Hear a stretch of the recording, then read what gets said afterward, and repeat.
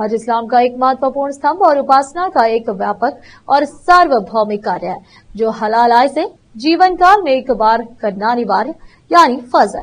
हैदराबाद के इस्लामिक विद्वान, लेखक और विशेषज्ञ हज प्रशिक्षक डॉक्टर रफीउद्दीन फारूकी ने यह विचार इस्लामिक सेंटर जहीराबाद में जमात इस्लामी द्वारा आयोजित आधे दिवसीय हज प्रशिक्षण शिविर को विशेष अतिथि के रूप में संबोधित करते हुए उमरा और हज की रस्मों पर प्रोजेक्टर के माध्यम से व्यक्त किए। उन्होंने विदाई तीर्थ यात्रा उपदेश का सारांश भी प्रस्तुत किया।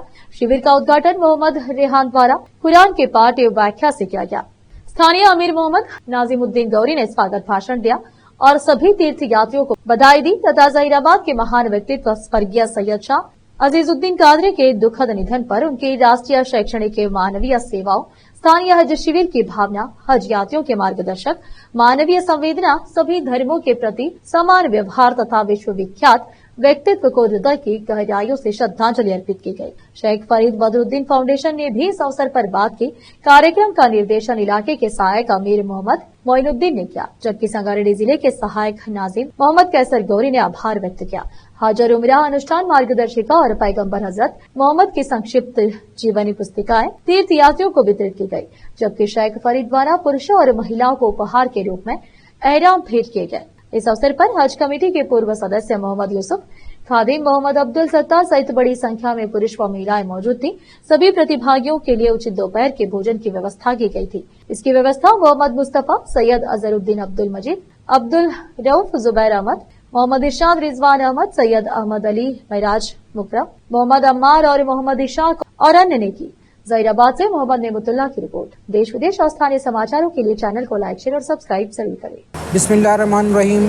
जैसा कि सब लोग जानते हैं कि हज इस्लाम का एक अहम तरीन और जामे इबादत है, मगर ये हर मुसलमान के लिए नहीं है, बल्कि वो उन लोगों के लिए ये फ़र्ज़ है जो वहाँ तक जाने की इस्तिताअत रखते हों और ज़िंदगी में एक मरतबा यह हज फ़र्ज़ होता है।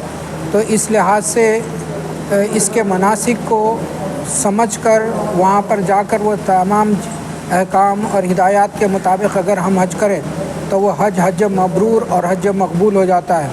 तो लिहाजा इस हज कैंप के अंदर इस बात की कोशिश की जाती है कि ख़वातीन और हजरात को वो तमाम पॉइंट्स के किस मुकाम के ऊपर क्या करना है, सिर्फ़ उसी हद तक बातें जहन नशीन कराई जाती हैं और उसके अहकाम और मसाइल भी उसी मुकाम के ऊपर बताए जाते हैं। फिर इसके बाद जो सवालात जवाबात होते हैं उसके भी यानी कि वजाहतें कर दी जाती हैं। अल्हम्दुलिल्लाह, आज जहीराबाद में जमात इस्लामी हिंद जहीराबाद की जानिब से हज तरबियती कैंप रखा गया था। उसमें जो माहिर ट्रेनर हैदराबाद से मेहमान खुसूसी की हैसियत से आली जनाब मोहम्मद रफ़ीउद्दीन फारूकी साहब बड़ी तफसील के साथ हज और उम्रा मदीना ज़ियारत के बारे में बताए गए हैं और तमाम आज़मान हज बड़ी तफसील से हज का प्रोग्राम अटेंड करें।